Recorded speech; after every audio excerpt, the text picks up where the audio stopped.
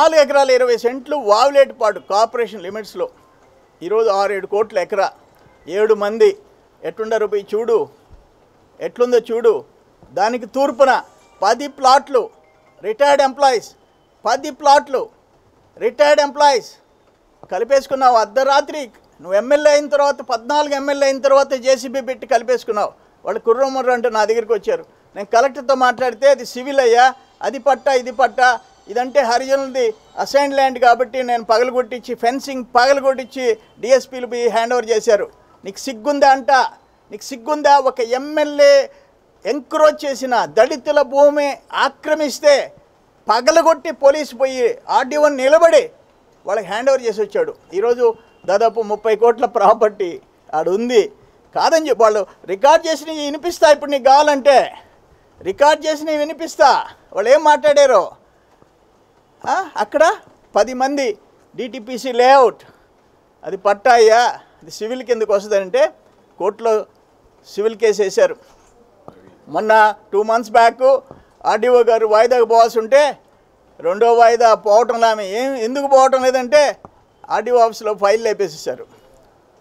RDO ఆఫీస్లో అంతకుముందు కోర్టులో ఫైల్ వేసిపోయింది, ఇప్పుడు ఆర్డీఓ ఆఫీస్లో ఫైల్ వేసిపోయింది. ఎందుకంటే నీ అత్తగారు ఇచ్చిన ఆస్తికి పక్కనుండే అన్నీ ఈ దక్షిణం దళితులి, తూర్పున వాళ్ళ ఎంప్లాయీస్ రిటైర్డ్ ఎంప్లాయీస్. ఈ సిగ్గులేని బతుకు. నువ్వు నన్ను గురించి నేను దేవుడి పొలాలు అమ్ముతానా? నేను అమ్ముతానా?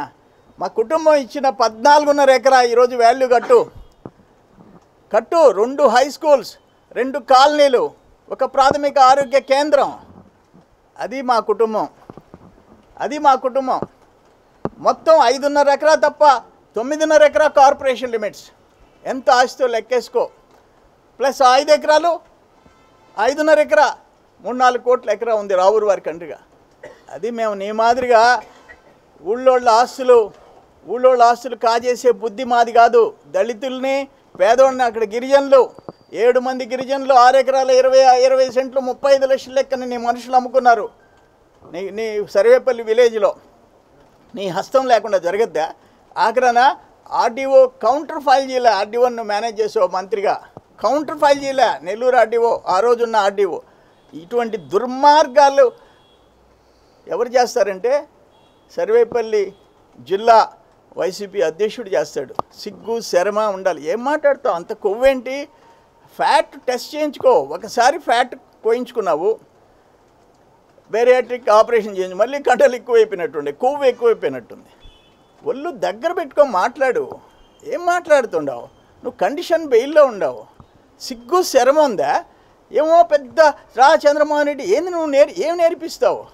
ఎక్కడ చింతామణిలో ఎట్ట దాంకోవాలా?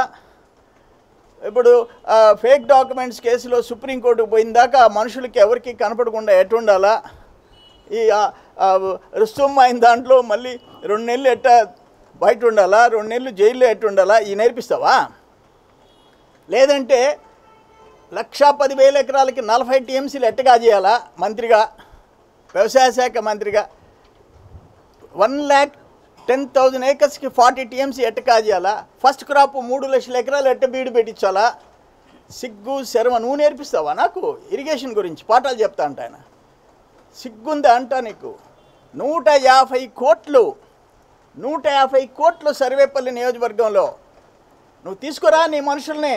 ఇంజనీరింగ్ విద్యపై అప్పటికీ ఇప్పటికీ ఎప్పటికీ చెరిగిపోని ముద్ర వేసిన ఏకైక విద్యా సంస్థ నారాయణ. రేపటి ప్రపంచాన్ని శాసించబోతోన్న ఏఐ టెక్నాలజీని అందిపుచ్చుకొని విద్యారంగంలో వస్తున్న మార్పులకు అనుగుణంగా విద్యా విధానాన్ని మార్చుకుంటూ విద్యార్థుల్లో మేధోశక్తిని పెంపొందించేందుకు ప్రత్యేకమైన ప్రణాళికతో కోర్సులను అందిస్తున్న అపూర్వ విద్యా సంస్థ నారాయణ.